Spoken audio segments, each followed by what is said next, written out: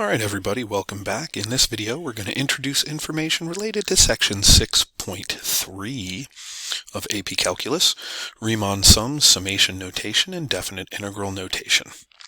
Alright, so let's see what I have to say here to start. In an earlier lesson we introduced the notation of integral from a to b of f of x dx, and I told you it represented the area between f of x and the x-axis. Then we used Riemann sums in the last section to approximate this area. What we're going to do in this lesson is we're going to extend the use of Riemann sums to go from an approximation to the exact value of the integral from a to b of f of x dx. Alright, so we're going to kind of build our way up here as far as how we develop our model. Let's look at our first example. In part A, we are going to find the general formula for the right Riemann sum approximation for the area under f of x, as shown in the graph below, on the interval from 1 to 6, for each of the specified number of rectangles, and then we're going to write that formula using summation. Alright, so we're going to start with 3 rectangles, and we are approximating the area from 1 to 6 under this curve. So if we want to use 3 rectangles for 1 to 6, we're going to take 6 minus 1 over 3. That means that each rectangle is going to be 5/3 of a unit wide. So right about here, and then right about here. And we're using the right Riemann sum, so we're going to go up here and use the function value at the right endpoint.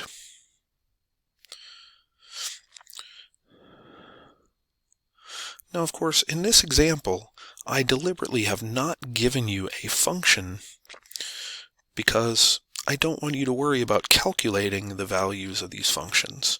We're just worried about setting up what the model is going to look like. Alright, so each rectangle is 5/3 of a unit wide. Since we have uniform rectangles, that means that I can factor the width of the rectangle out in front, and then I just need the function value at the right endpoint. So I need the function value at this x value. And this x value, remember, this rectangle is 5/3 of a unit wide. The left endpoint here is at 1. And so 1 plus 5/3 is 8/3. And so that's going to be where we want to find the function value to approximate the area of that first rectangle. Second rectangle, again, this is 5/3 of a unit wide, so we're looking for the value of the function at 13/3. And then the last one here, still 5/3 wide, and when we add 5/3 to 13/3, we end up with 6. And so there is an expression that we can use to approximate the area using 3 rectangles. Now the next thing I want to do is, it says, let's write this formula using summation. And so I'm going to go ahead and do that.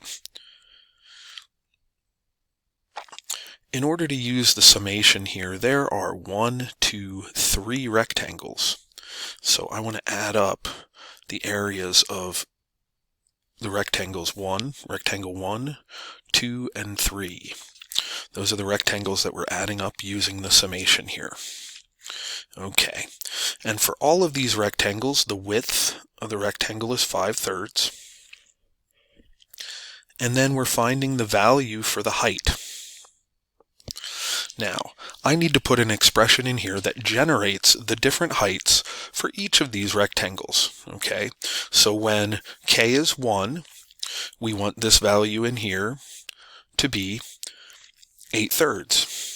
And when k is 2, we want this value in here to be 13/3. And when k is 3, we want this value in here to be 6. So think about what's happening here. We want, in essence, a function that when k is 1,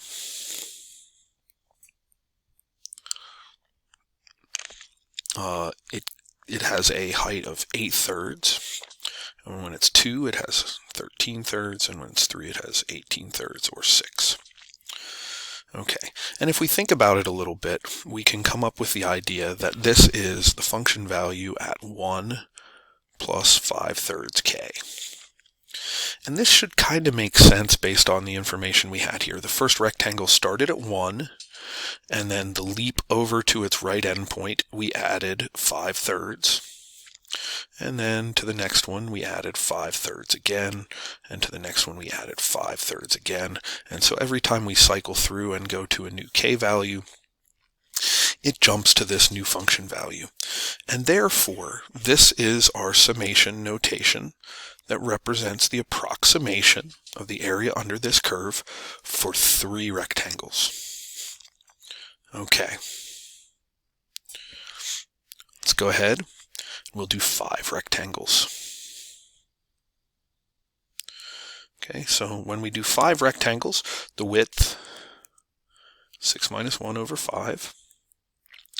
So the width of each of these rectangles is going to be 1. That makes it kind of easy. This one's the easy example.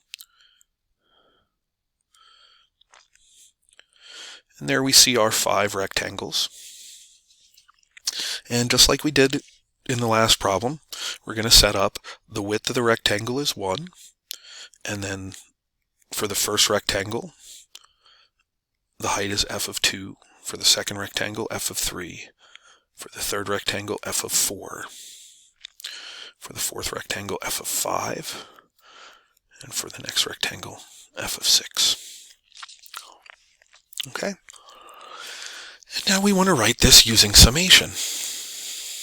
This time, instead of it being the sum from 1 to 3, which it was for 3 rectangles, I want to use the sum from 1 to 5, since it's 5 rectangles.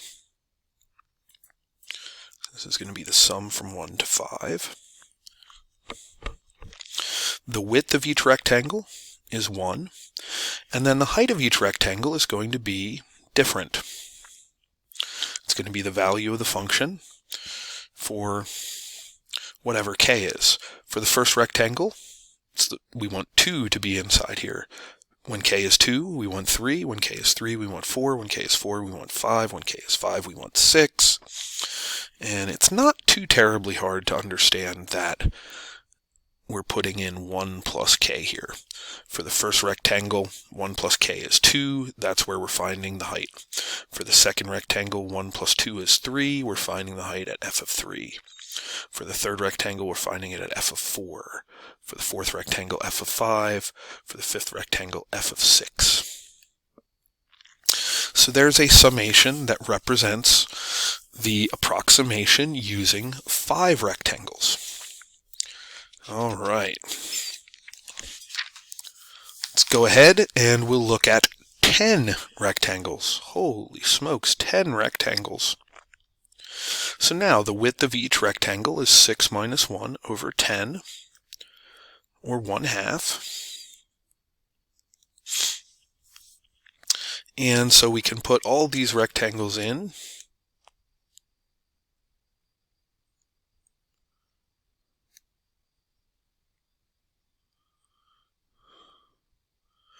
This is going to be a lot of writing to do 10 rectangles.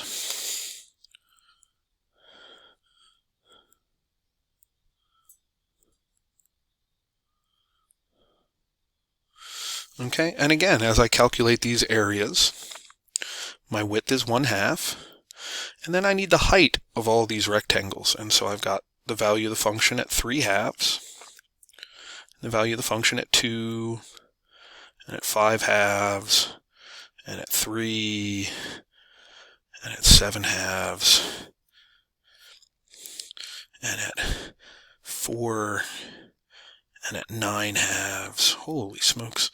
And at 5, and at 11/2, and at 6.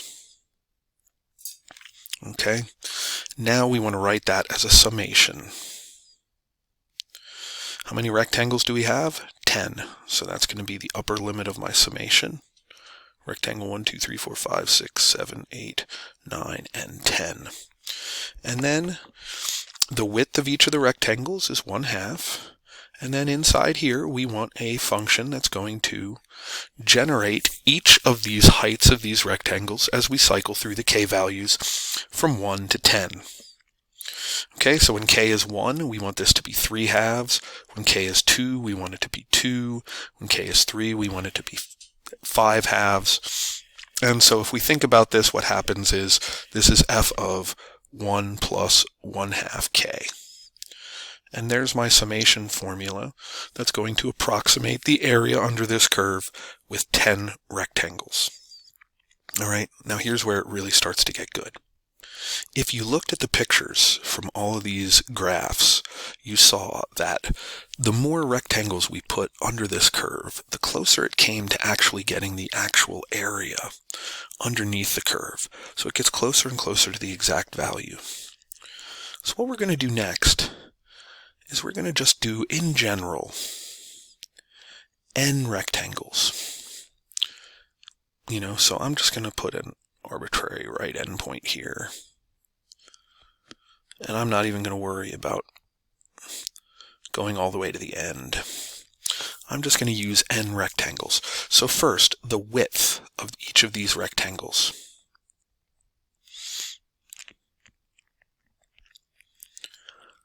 Is going to be 5 over n.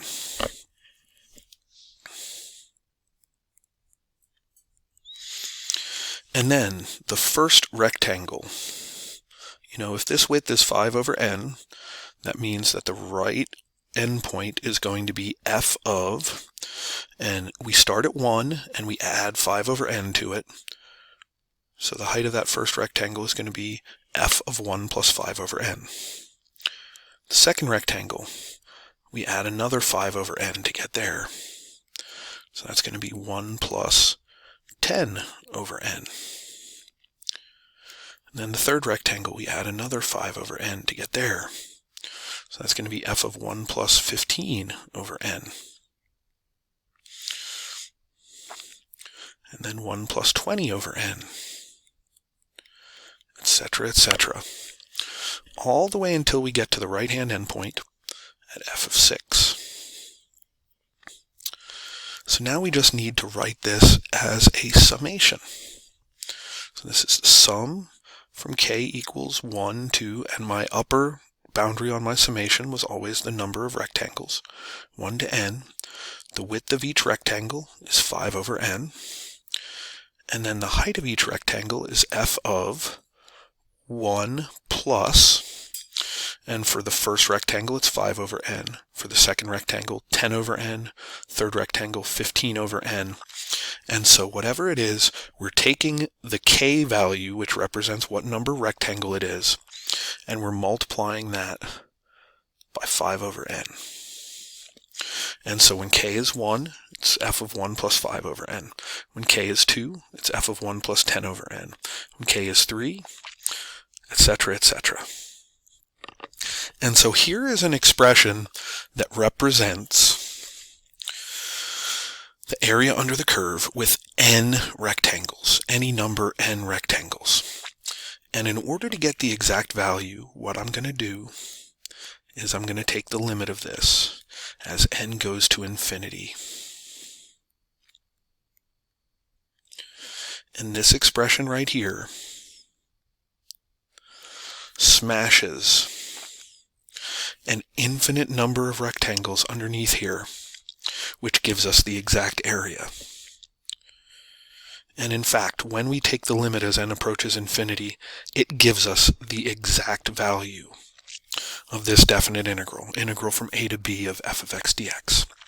Okay, that's all the time I have for today. We're going to come back, or for this video, we're going to come back in the second video on this section and hammer down this and utilize this information to go ahead and start finding exact areas and writing expressions and figuring out what they represent. All right, see you next time. Have a great rest of your day.